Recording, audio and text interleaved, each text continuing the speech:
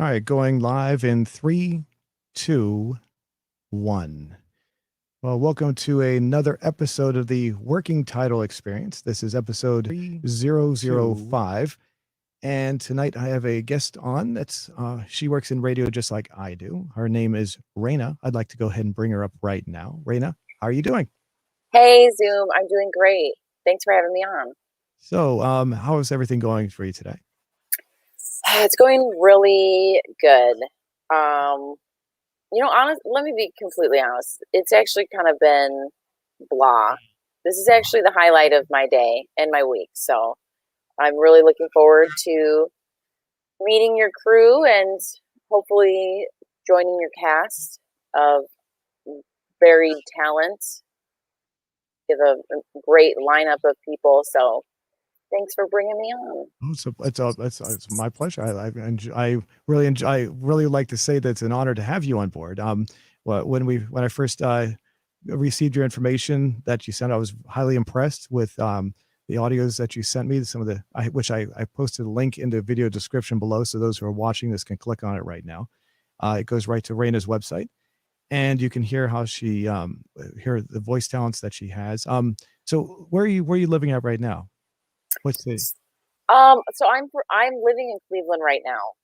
I moved out here for a radio job that it was kind of a bust, but just kind of when it's not a fit, it's not a fit. So you can't really stick around in a place where it's not good for you, or it's not good for anybody really. So I've been off a little on my radio game. Obviously, back. It's so nice to have another radio talent and somebody who gets the industry and is able to have their own show and stuff like that. But I'm in Cleveland, got my start in Wisconsin, and I really love it in Cleveland. If you've never been here, Never but been to England. I don't know. I don't think, no, I have not. I may have driven through it one time, but I didn't realize it because I was driving out to the Midwest. So I can't honestly say if I've been there or not, but it sounds like a nice place. I actually have a very hard hitting theory that I would like to throw by you right now Okay. about Ohio. So I'm from Wisconsin, and I don't know where you're from. I'm Oh, assuming not Ohio. okay. You're not from Ohio? No, I'm not. Do you want me to tell you where I'm located? Not yet. Okay. So you'll be able to test this theory with me. I have this theory that like all roads in America, not literal roads, but like people and paths of people's lives all lead to Ohio. So whenever I talk to somebody new, that's one of my first questions I ask them is just if they're from Ohio, because it seems like everybody that's famous or on TV shows, like how like on a TV show, like a reality show, they'll have a lineup of like 12 people, and one of them has to have a southern accent, one of them has to be from New Jersey or have like an East Coast accent, and one person is always from Ohio. Do you agree or do you disagree? Honestly, I'd never noticed that before, but I think you're right. As far as I can remember, but I don't watch that many shows, so I can't honestly answer that. But I do know, I have noticed that Ohio does seem to pop up. Yeah, doesn't it? Mhm. It's like whenever I meet people, it's like, oh yeah, I might not be from Ohio, but like my family lives in Ohio. You know how there's that 3 degrees of separation thing, or is it 3 or 6 degrees of separation? Oh, I know what you're Have you talking ever about, but heard that phrase? I've heard the phrase, but I don't remember exactly what the number is. But yes. So it's 3 degrees of separation. So you're 3 degrees away from somebody famous or whoever you're trying to get connected to. There's three people in between you and that person. Okay. And the same goes for Ohio, except I'm going to say it's 2 degrees of separation, or maybe even one. There's always someone connected to Ohio in some way. I personally did not have that connection. That's why partially I was inspired to come here, because I was like, I've got to see this place.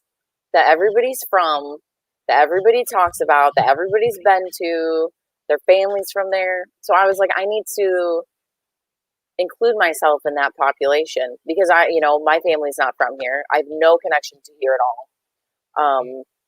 But now I do. And now everyone else that I know does. So they have me to thank for that. I can honestly say I don't know anybody except for you, of course, that actually lives in Ohio. Now you have someone. See? And I honestly don't know if I drove through it or not. I just remember driving out to where is St. Louis. We might have driven through Ohio on our way out there. I don't remember if we did or not. And it's if it is, it was.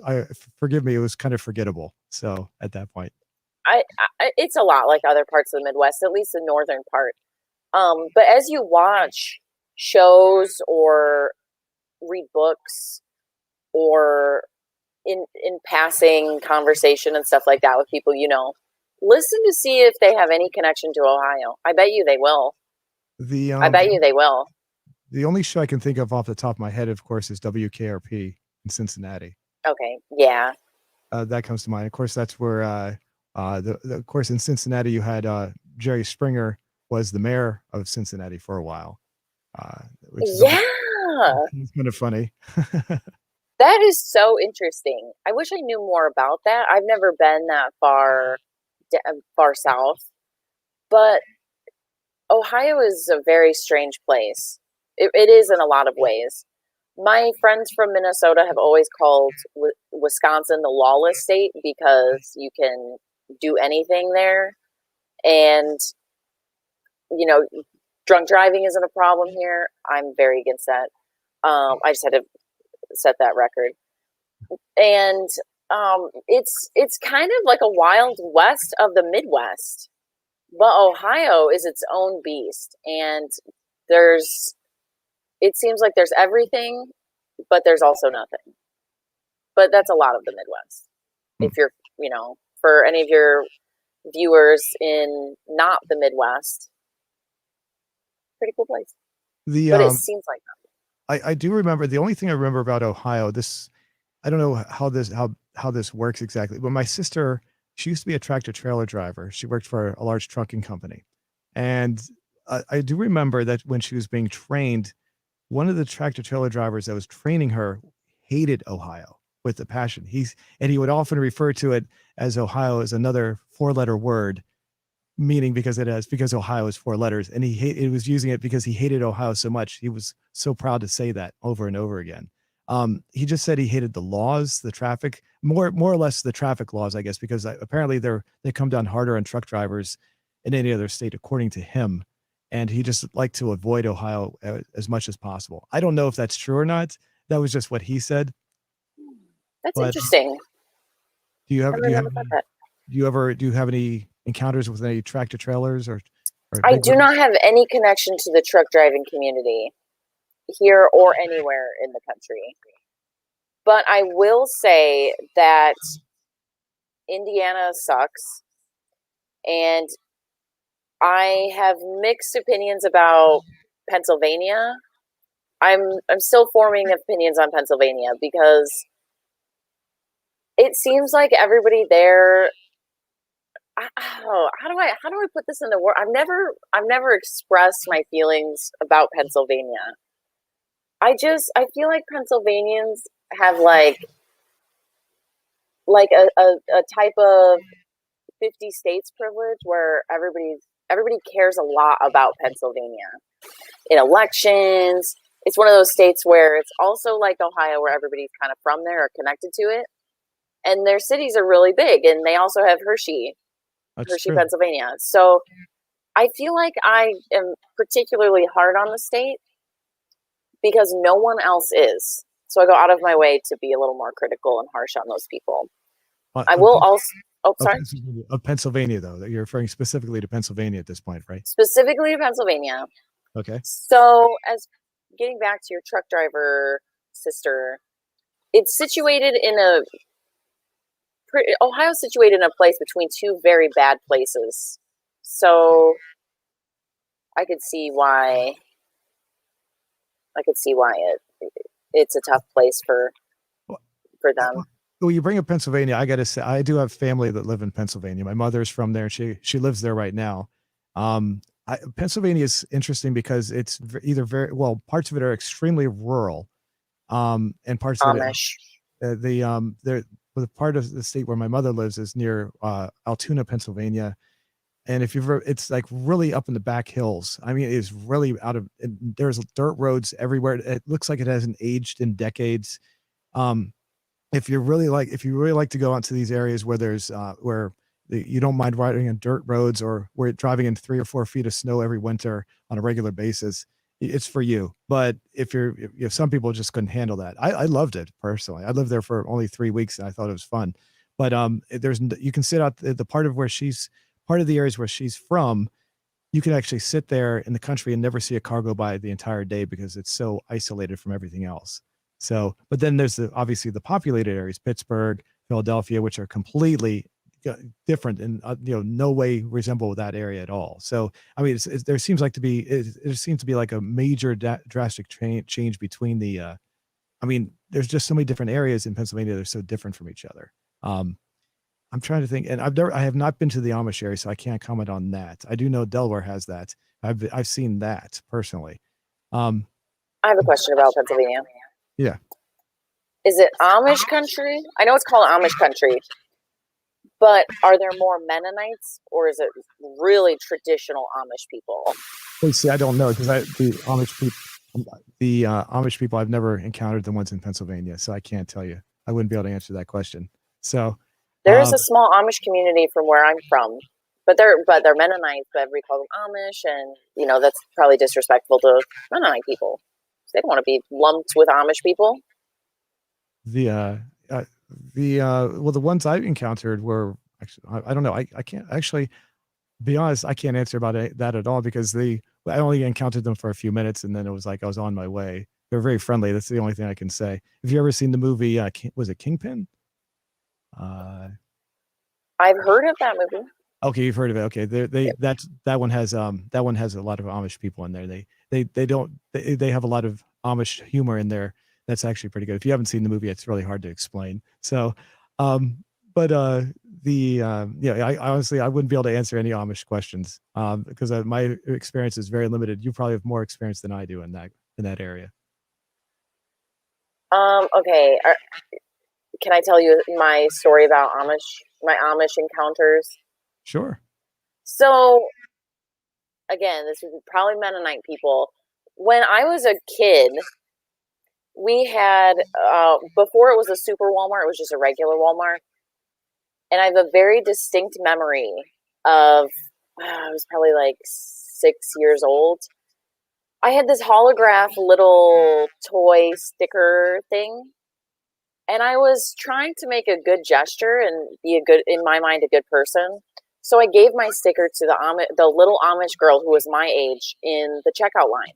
I was like, "Here you go." And I was weird. I was being weird. I just like, okay, this person probably doesn't have this. I had my preconceptions about Amish people at 6 years old. And we left, and my mom got so upset with me. And she's like, "You need to stop treating people like they're different. You didn't have to do that." And I was like, I was just trying to be a good kid. I was trying to be a good person. And that was a formative experience for me because now I treat everyone, I treat them as I would treat myself, just a regular, normal person, unless, the situation calls for it. But as far as Walmart checkouts, no, I don't treat anyone different anymore. And I have a different respect for Amish people after that. Well, from what I understand about the Amish, there's a misconception by a lot of people who are not familiar with their culture, their lifestyle, is that they are very familiar with modern technology. And I wasn't aware. Yeah, and that's that they just choose to not, and some of them actually choose to live with modern technology. So it's not all they don't all live exactly the same. I learned that probably about 10 years ago by watching some show or something. And then it's the I do hear a lot of buggy accidents when I'm doing my work because I do traffic reports. I do occasionally hear about buggy accidents in Delaware. So that's a somewhat common occurrence. I would not want to be in a buggy being hit by a car that's going 50 miles an hour. Could not imagine that. That would be so. I mean, driving is so dangerous in itself. It really is. But no, having an animal, having a large animal also in the mix of that would be too dangerous. Too dangerous. Mm-hmm. So let's talk about Walmart's. I'm kind of segueing into a topic that you wanted to discuss. That's shopping. And Yes.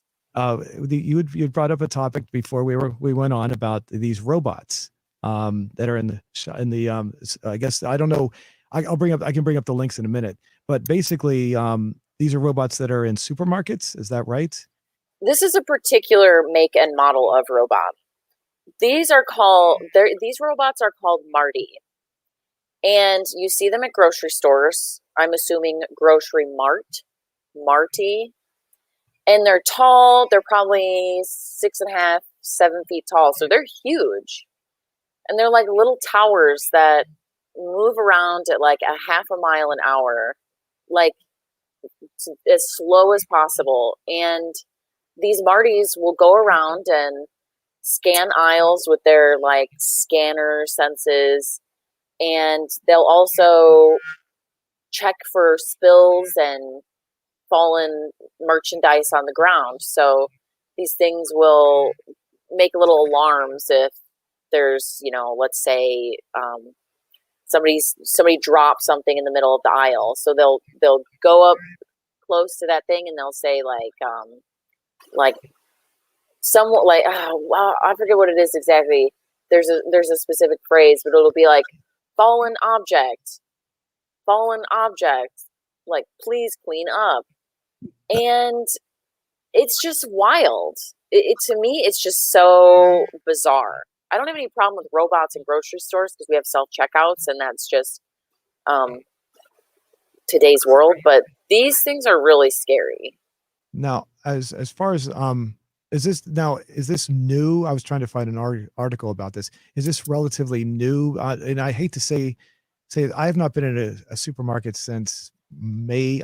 May of last year. I've gotten spoiled by the supermarket where I live actually gives home delivery. So Wow. I just I've been using that since May.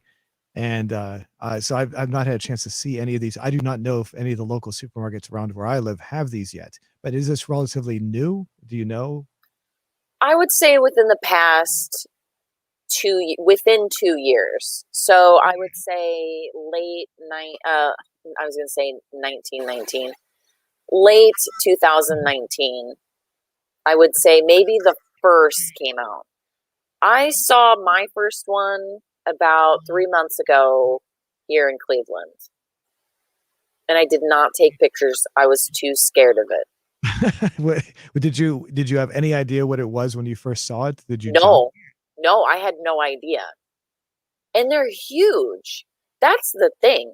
If it was a shopping cart size robot, I would be not as freaked out by it. These things are tall. And they also have these giant googly eyes. It's honestly, they're freaky. It's not even funny to me. I mean, it is funny, but it's also concerning. I'm going to go ahead and bring up an image here. So people will understand more when they see it. Look at this thing.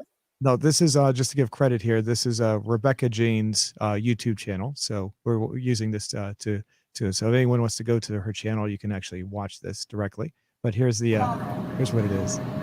Oh, first, are you able to hear and see this? Okay. Yeah, I can. Okay, good. Yes.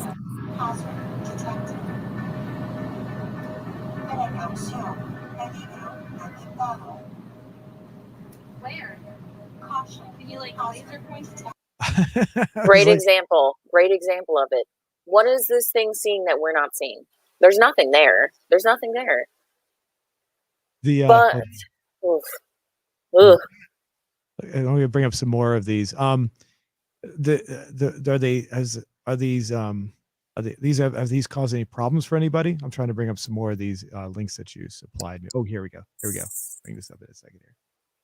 Here is a Twitter feed. This is Corey Geiger. I think that's what it is. 1 second. Sorry. There we go. Let me restart this one now.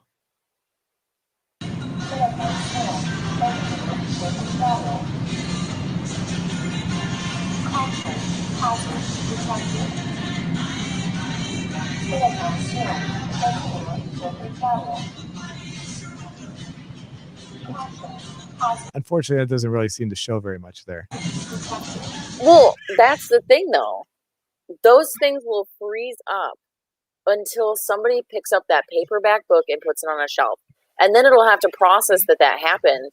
These things are moving so slow, and it's to the point of like fixation and robotness where it really can't think for itself. And who's going to hear a robot that talks like this? Who's going to hear a robot that talks like this? Is that in the aisle? Yeah, the first video where the woman was actually trying to talk to it, I could barely hear what it was saying. If it was saying it was saying something. I couldn't even make it out. It said like caution, object detected. There we go. I'm going to bring up another one here. We can actually see the freaky eyes of these things. Here we go. Oops. Can't do that. Okay, we'll go back a bit. Bam. This is Nick Muhart. I'm not sure. Nick Muhart's Twitter feed. So just give proper credit there. Hazard detected.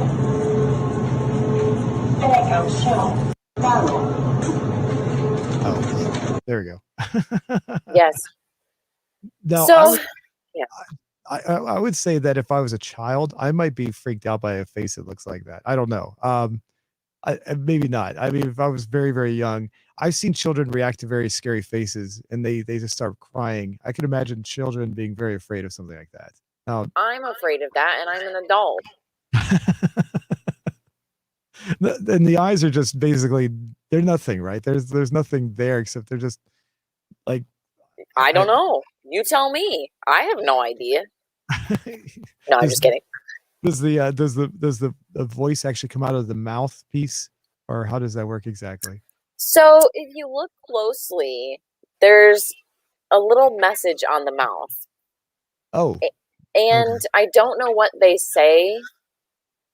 I've seen that on a few of them, so I feel like what it is the grocery stores will get the Marties, eyes included, and then each grocery store, I like to think this, each grocery store can customize the message on the mouth. But you got to get up real close to read it. Why? I don't know.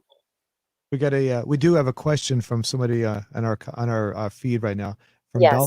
Dollar Princess. What is Marty's higher purpose, though? Is the question. Marty's higher purpose. That's a great question. I feel like every time you go to read his mouth, he's programming your face, and they're going to study your shopping habits. Maybe. Possible. Like every person that goes in there, that's a lot of people. I mean, that is true. But how many people have enough courage to get up in Marty's face and read that? I wouldn't even know there was anything there. I wonder if there's you have not read it yourself, so you don't know what it actually says. No. I can come back with that, and I can follow up with that. We got another comment that says, it just came up. It didn't come up on. Oh, here it is. From Luke E. I think he was born to kill. He's got a mission. I will say that there is a purpose. It could be a mission, a murder mission. How many times have you encountered one of these killers? I've seen it once. Oh, just once. Oh, okay. Just one time, but it's kind of like, so, when you're afraid of spiders, you can't help but watch videos of them on YouTube and get all freaked out, or, You know what I'm saying? When you're scared of that kind of stuff, sometimes you're almost sick. There's a sick way you're attracted to it at the same time. This is what I'm experiencing with Marty. I'm terrified, but I'm so curious. I'm trying to. I wonder where they came. Oh, of course, as soon as I type in Marty, the first response, the first complete on YouTube is supermarket robot. Yep. Okay, I'm bringing it up right now. Here we go. There we go. There's a whole bunch of them. Let's see what this one says. Fighting. They get in a fight. We gotta see that. Which one is that? I don't see the fighting one. Oh, this third one down. Okay, I see it now. Okay. This is Dr. Whatnot's YouTube channel. I'll jump ahead a little bit.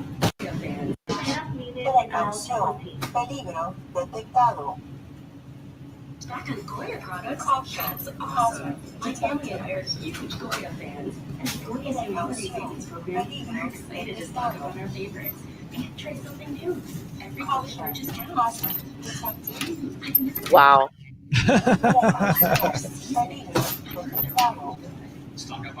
That is intentional. That is intentional. It's intentional to block the person? Correct. Why would that be intentional? I don't know. You don't know? Okay. Register for today at Goya.com. If it's Goya, it has to be good.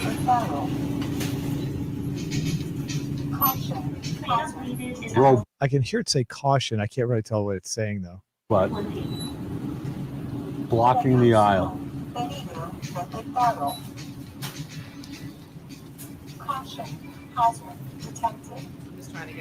Caution, something detected. Okay, I heard I think that. he said hazard. Hazard. Okay. Sorry, I don't know what else to do. Move.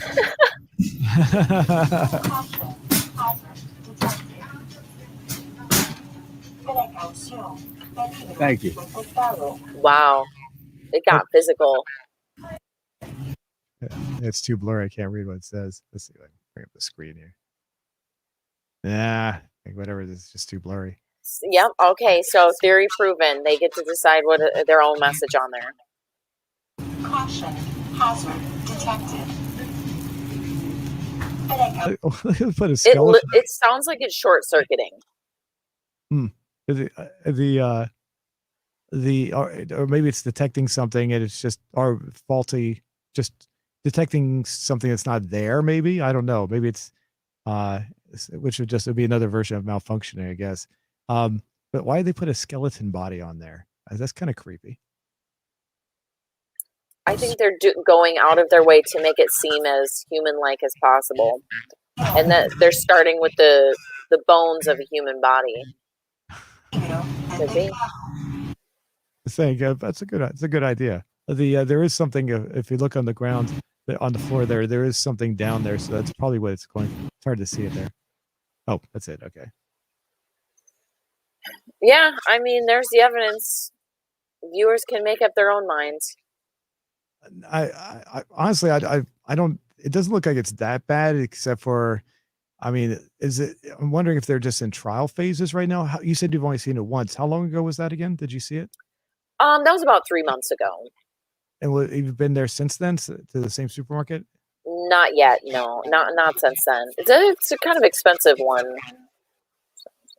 Okay. Was it Safeway? Safeway is usually one of the expensive ones. No, this was a Dave's. A Dave's? Okay. Yeah. I've never heard that one. It must be something more for where you're from. I think it's an Ohio thing. Gotcha. So, all right. What was the? You had a couple of other topics you wanted to discuss as well. I've got them up here. Let me bring them up. Now, you wanted to talk about the. I can bring up the article right here so we can both see it. Give me 1 second, and it is. I mean, I could talk about Marty all night long. If you want to. Oh. Yes. Okay. No, I was just kidding. No. I was going to say I couldn't imagine much more you could talk about a robot for an entire evening, but anyway, this is something that you wanted to discuss. Why don't you tell us what this is all about? So Sequester is a really cool reality show that not many people know about.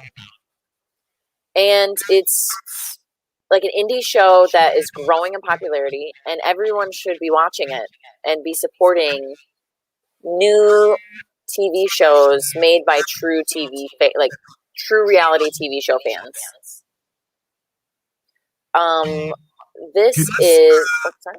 Yeah, could you describe what it is? I mean, I'm not sure what's. I'm not familiar with the show. I'm just. What exactly is it? I guess you're leading up to that. Yeah. So the show itself was created by a Big Brother player named Audrey, excuse me. And Audrey is a very hardcore player. Audrey got kicked out of the show, voted out. Audrey got voted out because she was playing too aggressively in the show. If you've never seen Big Brother, it's a very social strategy game. Wait, could you explain what it is? Because I don't know what you mean by kicked out. So is it like they vote on people? I don't know what the actual concept of the show is. Oh, okay. You've never seen Big Brother? I've never seen these kinds of shows. So sorry. No, that's okay. So Big Brother is a social strategy game where you do competitions and one person is voted head of household. So that head of household every week nominates 2 people for eviction. And then those 2 people plus the head of household plus 3 other people, they each pick a person randomly, compete in a competition to win the power of veto. And the power of veto can either remove a nomination or it can keep nominations the same. You have the option to use it. And then the head of household either has to put a new person on the block or they have to, keep the people the same if the veto is not used. But then every week one of the people is evicted. So the social strategy is you have to convince people to keep you. You have to convince people to use the veto on you, and you have to, every week and every day convince people to eventually vote everyone else out and keep you, and then you win the game. Okay. So, now, sorry to interrupt you. I have not seen these kinds of shows, but I have heard about them. So I'm familiar with this concept now. But I've seen is when like other TV shows do parodies or similar, other shows either do a parody or they'll do something that's very similar, like to emulate that kind of a show on their show. So I kind of have the general idea of what you're talking about now. So, but yeah, go ahead. No, that's okay. Big Brother has really devolved into very cliquey to the point where it's like people are really getting like serious, like emotional stress damage because of how toxic these houses have become. And just, I'm not thinking of the right word, but it's like really isolating people and really singling them out and being so hard and cruel to them. But this game, Sequester, is so much different and it's so hardcore, but not vile in that way, that it's a really good show for fans of that show and that show format and style and social strategy in general without the toxicity. And that's because of Audrey's real skill of making situations where people have to play aggressively and work with each other, but completely against each other at the same time, under short, high-pressure situations where you don't have the time to get in people's heads as cruel as people in Big Brother have been doing lately in recent seasons. And it's a really refreshing show. It's fast. It's fun. The episodes are long, but they're very satisfying because the edits are better than any show that would be carefully picked apart by editors.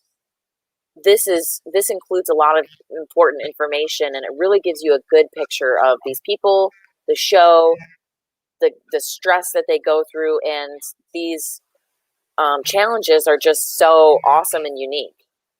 So I really think this is a good show that your fans would appreciate and would be willing to watch. So is Sequester? I mean, they so basically they stay in a house for how long? Is that right? They stay in a home or a house for a period of time. Is that right? Yeah, I think so. Big Brother is, let's see, they have 16 house guests. That usually goes for about 90 days. Sequester is filmed in a much shorter time, but the difference is that in Big Brother, you're always around each other and you never have alone time or space. Sequester is the total opposite, where instead of being all around mixed together, everybody talking to each other all the time, they're sequestered apart and only interact during these challenges, which, you know, last 10 minutes or last 15 minutes, and then you have to decide who to vote off. So, I mean, what do they do when they're not together? I mean, is this isolation? How many people? Yeah, they're Many- sequestered. Wow. Yeah, it's really interesting. Are they? Can they communicate with anyone else, like through their phones or anything? Or No. So how the show works is they rent like a big house in Georgia for a few weeks, and there's enough space to have all of these people. I think the last season had 13 house guests, and they each get their own room, their own space, and then they are completely isolated until these challenges. And Sequester Bot is the person who runs the show. You can see Sequester Bot with the mask and in the middle. And so Sequester Bot keeps everybody apart and makes these challenges that pit people against each other. But they don't get phones. I believe they even have to eat breakfast separately. Maybe they have their food brought to them. I'm not sure how that stuff works. But it's very, very it's very well put together, and they're very committed to making sure that those parts of the show, they have a lot of like show integrity. You know, they really honor the Sequester name. is so how much do you think they're being genuine when they say they're being sequestered? In the sense that sometimes when you see these shows and they're obviously heavily edited, you have no idea what's going on between the edits. One of the prime examples I would give would be the if you've ever seen Chris Angel, his magical shows. Yeah. He'll go around, he'll say, like, he'll walk up to somebody and say, I have you ever met me before? And they go, no, I've never met you. And of course, obviously they have met him. And then there's a lot of edits. And then he'll do the trick, and it's like, that's the illusion. But if you're not seeing a straight camera shot from beginning to end, obviously you don't know what's going on between those edits. And how honest do you think they're being on this type of a show with that kind of, with that premise that they're being sequestered? I think they're being very honest. I really do. And that's because the show is created by fans of this show format and intense social strategy games. And that's something that we as fans of that type of show don't get. We don't get the real deal. So if fans are going to really put their heart and soul into this, they're going to make it as true as possible. And I really do sincerely believe that they sequester as much as possible. And they really only know each other from the interactions. I mean, they might have done, let's say, on day one, they might get to know each other as like introducing each other, like, hey, you 13 people are going to play together for the next 2 weeks. So they might, from the beginning, just be like, oh, that guy seems pretty cool. She seems really nice. Oh, she's from Ohio. Me too. Just like everybody on TV. And I think outside of initial first impressions, yeah, I think it's super legit. I really do. And that comes from the passion of the game. Gotcha. Now I do. As far as the time that they spend together, you're saying only 10 minutes at a time, and then how much time between those intervals would you say goes by? So some of these challenges are like 10 minutes, 20 minutes. One of my favorite challenges from last season was date night. And what that was a series of one-on-one interviews with people, and it's like rotating little dates, and you'd get time like that individually. But are you talking about like challenge time or time, let's say after a challenge, Yeah, that we're going to do something else? Okay, they have their these challenges that they do that are like 10 to 20 minutes. How long is the interval between the next challenge till they do the next challenge? So let's say they have a challenge, then they'll gather to decide who's going to be have to do a battle back to get back into the game. So how it works on Sequester is everybody votes privately, and Sequesterbot will reveal, so and so, you've been eliminated, and they can battle back into the house, but they can bring someone with them to battle with them, and then so they get to. So let's say me and you. So I'm eliminated. I'm like, okay, well, I'm going to go against Zoom. You voted against me, and then if you win, you stay in the game. If I win, I stay in the game, and you get voted out, even though you weren't up for, you weren't chosen to be sent out. I was, but you're at risk of that. So there's a little bit, I guess, of time where they would gather to, vote and decide or whatever, but I don't think they're talking to each other. But, after that all stuff is done, all that, everything, they immediately go back to their rooms. So the idea of going back to their rooms and being completely sequestered, I mean, what would be the relevance of having to be in a house at that point, since they're not interacting between these events? What it seems like you could just do it anywhere at that point, because when you're talking about Big Brother, they could interact between these what they were doing all the time. So that gives you more of an idea as to why they would be cooped up in a house together, because they could see how they interact during the on time and the off time. If they aren't really needed, you don't really need a house at that point. You could probably just put them in a large studio, in a sense, and have them sequestered in little like dressing rooms or something in that sense. Yeah, and that just speaks to the speed and the pace and the pressure of it. Sequester, Big Brother's a very slow burn. It's a slow boil. It's a simmer. But Sequester is, you turn that heat on high, and it's just like a teapot. It's like whatever. It's like going super hot, super loud, super fast. And that's the difference between the two. And I feel like you can only really get that pressure and intensity if you know for a fact you're locked up in a house next to like 10 other people that are just waiting. They've been thinking all night for 12 hours. They're trying to get this huge plan executed. And everyone else has their big master plan. So then the door opens, you have 10 minutes to convince everybody.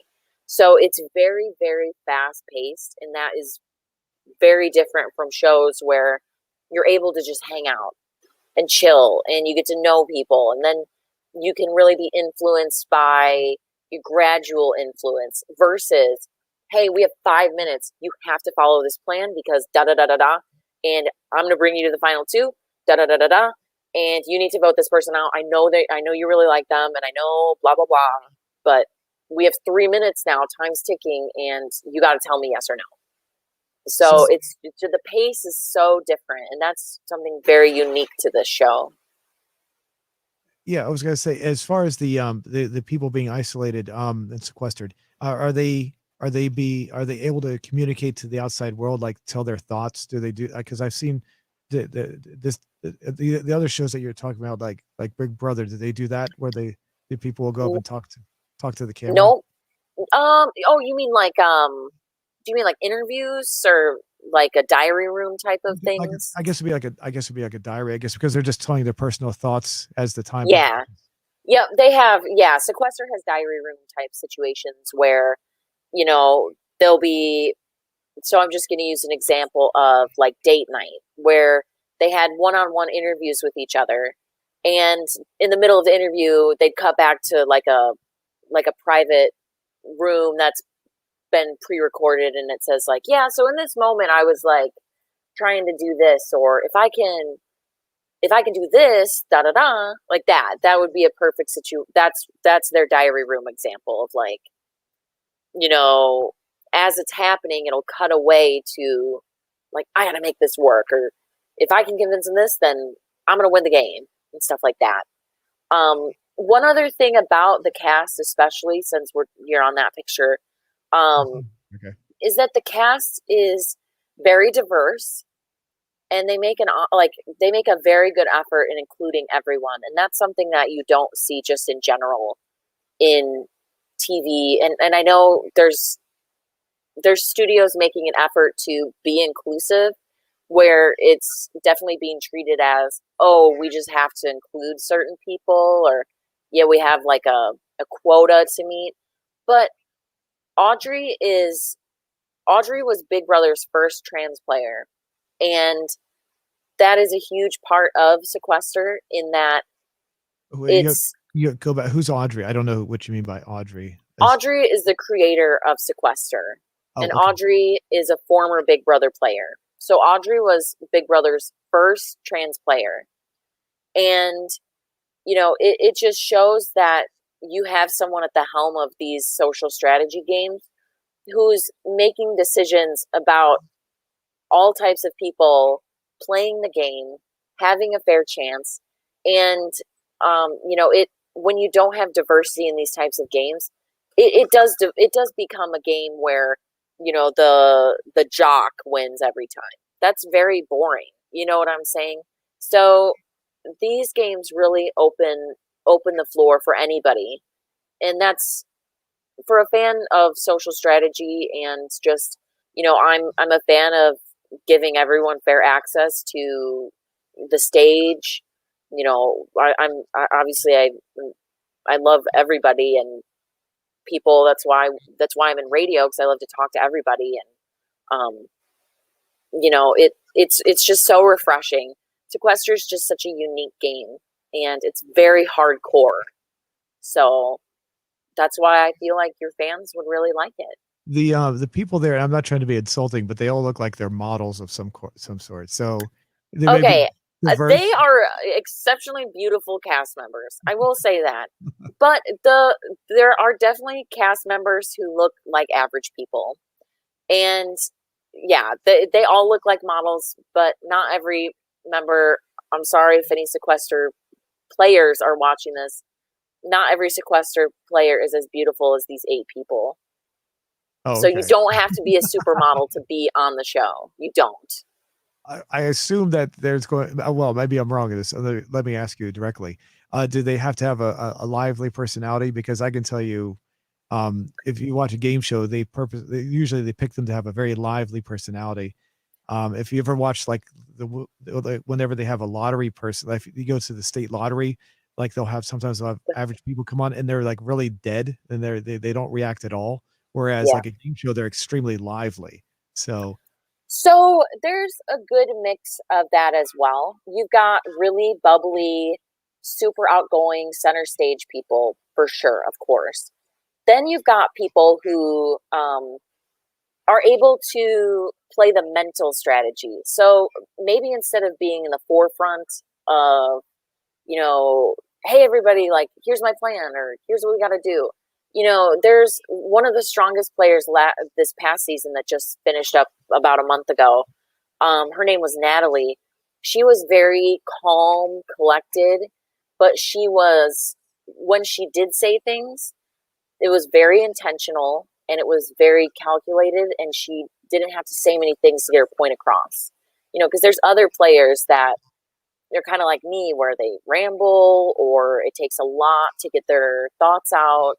And, they might be sloppy, but she wasn't like that. And she is just she was my favorite to win. I thought she was going to win.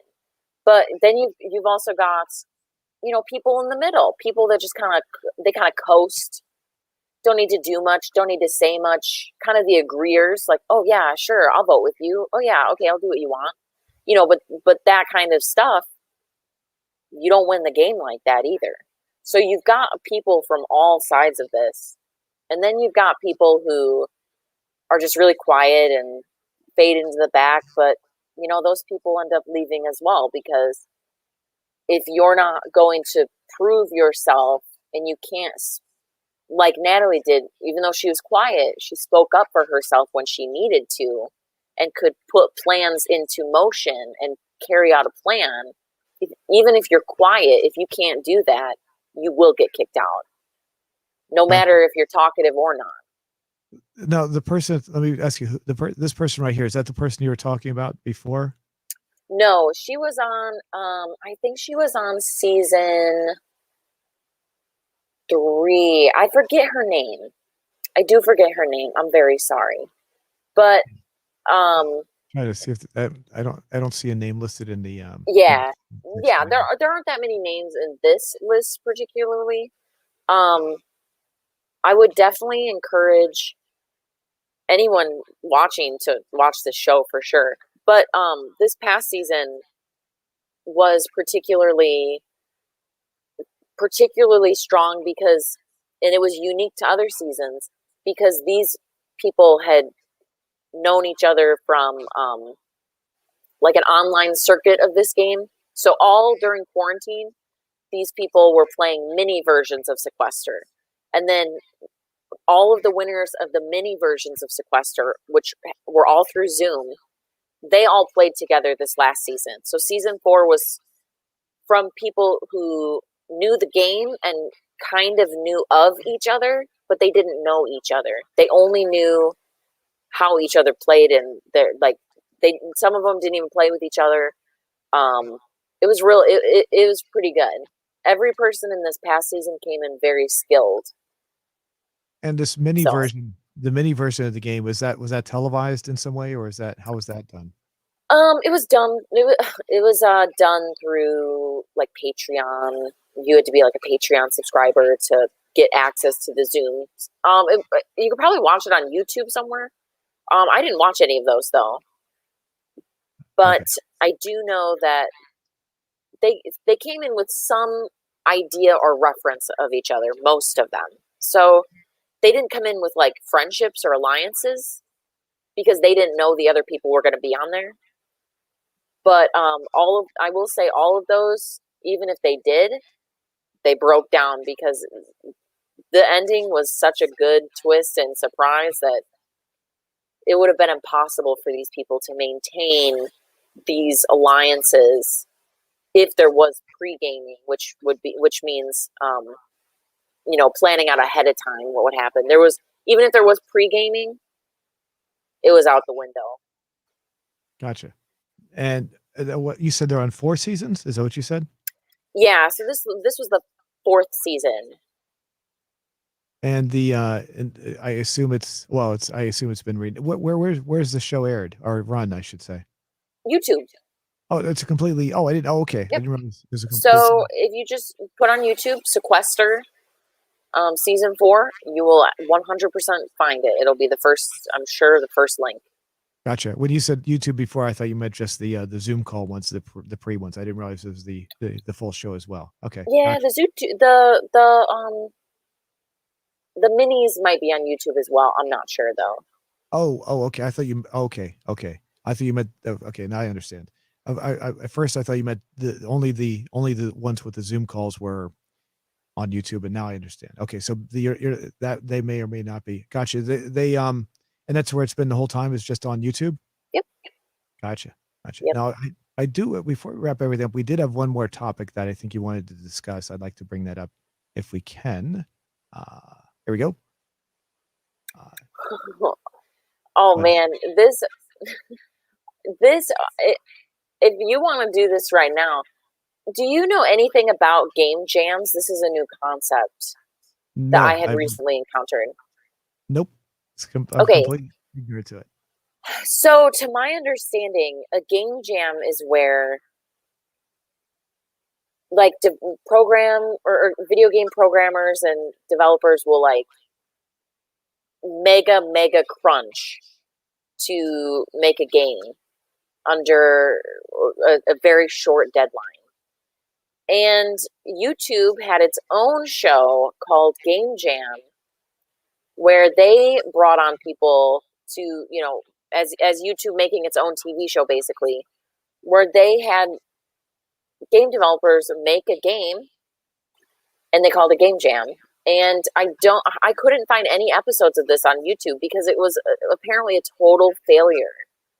And yeah, so it was, these people were under so much pressure. And hold on one second. Yeah, they the article that I have here is actually from almost 7 years ago. So okay, go ahead. Sorry, I just want to make sure everyone knew that this is, you said you couldn't find anything recently. Yeah, this is pretty old, it looks like. Go ahead. No, that's okay. I think YouTube scrubbed everything because this was a total bust. The game it sounds like it wasn't even made. It didn't even finish.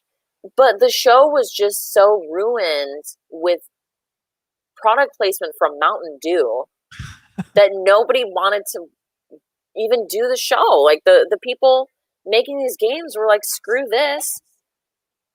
I don't like, they had episodes completely committed to Mountain Dew. So they're in the middle of making this game. They have like whatever, a week, 2 weeks. I don't know. I couldn't even find it. But Mountain Dew's sponsorship ruined the entire show. Because they would spend, you have 7 days to make this. You spend a day and a half sponsoring Mountain Dew. Now you have 5.5 days left. You know what I'm saying? And I wish I had more on this, but it is a call as well. If anybody has any information about Game Jam, please send it to me. This just sounds like a horrible idea, and I would love to see the mess that YouTube made. And they're lucky that they're lucky that they're in charge of YouTube, because they can obviously take down their own videos whenever they want. Yeah, the interesting thing about this is that this sounds like more of something that happens in real world gaming situations, where games are actually produced and people are put under a timeline to get everything done. And I've heard about this. There's some people who I watch, a guy named Young Ye, who's a very popular YouTuber, and another guy named Upper Echelon Gaming, who also talk about that. I watch their videos on a semi-regular basis, and these guys will talk about how there these people who work for these gaming companies. I don't know which one specifically. I want to say Rockstar, maybe Ubisoft. I can't say those for sure though. But anyway, whatever gaming companies are, they'll tell these people that they have to work, they have to do overtime, they have to get it done within a certain amount of time. And this sounds very similar to what that is, but this is done as a game, as some sort of a show instead. And exactly. And I'd be interested to see how the people reacted in this, because it sounds like it'd be a lot of stress. And I wonder if these people, I mean, was it a reality? Yeah, it is a reality show. So yeah, they, it's like they're like, what if we did that thing that all programmers and game people hate and put it on TV and involve Mountain Dew, which sounds like an awful idea. And those people are under so much stress as it is with that kind of stuff. I mean, recently, Cyberpunk 2077, it seems like those people went through like absolute hell to get that stuff done. And that took years. And I feel like this would be the type of hell that they experienced in like 2 weeks. I don't know how long a traditional game jam is for like real developers when it's not in a TV show format or being like documented for YouTube TV purposes, and then throwing in Mountain Dew sponsorships every episode. But I would be very, very interested to learn more about them. No, No, go ahead. No, that's all. No, it was one of the games I have on my channel right now is Red Dead Redemption 2, which took a long time to produce. And I heard rumors, and I can't verify any of this, that they were under a lot of stress. Rockstar was Games was putting the people under a lot of stress to create and finish the game with a lot of deadlines. And it sounds like the game itself, when it came out, is really good. So one of the other things I've noticed, I've heard a lot about, and it's not something I've experienced myself, is that because a lot of these people are put under a lot of deadlines, that they'll actually release the game incomplete nowadays. And what they do is they'll later on they'll release patches to fix the problems later on, so that they don't, and they'll do it intentionally just because they want to get it out there as quickly as possible. And that's to me seems really, really bad, but it's become a common practice. And I do know that when the video game Grand Theft Auto 4 came out on PC, that was in 2008, that it was released on it was really bad, and it was so bad that they had to release a patch just so it was playable, because it was not playable on PC. And a lot of people complained, and it's very obvious that they released it without any forethought as to how they're going to do that.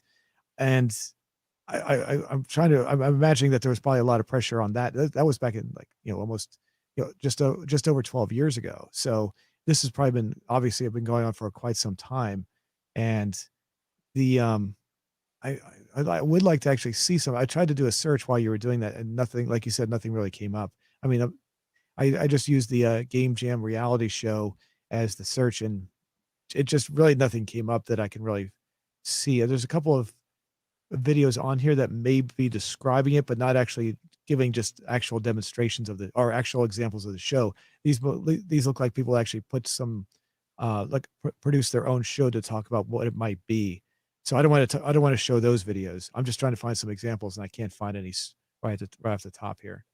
Yeah, we might have to revisit this, because you might have some pull with these people who you watch their streams. Maybe they have some information, or their own experiences even, because I get the impression from this article that there were some pretty big names involved in this. And it'd be really cool to see what their thoughts are. Mm-hmm. But I think YouTube doesn't want to publish anything that gives them bad publicity or, portrays them in a bad light. So I wouldn't be surprised if they removed all of that stuff. But there's got to be someone or something out there. Oh yeah, I'm sure you can find something. The one thing I was curious about is, what channel was it actually on? Was it actually on an actual YouTube channel? As far as I know, it was on YouTube. Like they had maybe a channel or something dedicated to it when it was being created. I mean, what I mean is, I'm sorry. What I mean is a YouTube channel that's actually run by YouTube themselves. That is what I mean. I'm not sure. Or if maybe it was actually like maybe the YouTube was just trying to promote it, but it was actually on someone else's channel. That was another company's channel or something like that. Yeah. This is something you could probably investigate and probably find. I can find some information about it. But this is kind of interesting. I would like to. What was the final? I mean, I didn't read through the article. Was there anything about it that any conclusions to it? That were any? The whole point of the article is that it was awful for everyone involved. It was, and this is something that obviously I guess they decide never to do again. Yeah, right. No, it's just too much stress for these game people. And then look at that picture. They got a Mountain Dew logo on the side of the whiteboard. Come on, you can't make a good you can't make game art and give the game the respect it deserves when you've got Mountain Dew, literally down like everywhere, every part of the TV screen and your computer, and they make you pose with Mountain Dew bottles and stuff. Like, you can't. Come on, nobody can work under those conditions. The Lukey just left a comment that said CG Project Red and Rockstar do that. So yeah, I thought Rockstar was doing that. I was pretty sure. The picture, by the way, I just realized that I don't know why I didn't say anything. That looks like JonTron. I don't know if you know who that is. I do know who JonTron is. And Yep. I think that's him right there. It looks a lot like him. Or there's someone that looks exactly like him. So see, Yeah, I bet you they would. I bet you they would have some fun stories about that kind of stuff. Yeah. You All right. bring along. Cool. Well, I guess we'll go ahead and wrap everything up. Was there anything else you'd like to add to our viewers, to my viewers, or? I appreciate your viewers watching for sure. If you do happen to watch Sequester, I would love to hear your thoughts about it. And if you know anything about this Game Jam show, please let Zoom know so we can talk about it more. And also, I have a link to your website. Can they contact you if they wanted to like send you an email or something through that? Sure, that's no problem at all. Okay, so a link to Raina's website is already in the description. It's actually at the very top. So anyone who wants to contact her, just say hi, or if you want to send some information about that, and we can talk about that maybe in a future show. So anyway, Raina, I appreciate you being on the show, and let me get this out of here so we can. There we go. And we'll go ahead and everyone, thanks for watching the show, and we'll hopefully have another one within the next couple of days. All right. Yes, thank you, everybody. Hang on before we don't disconnect yet.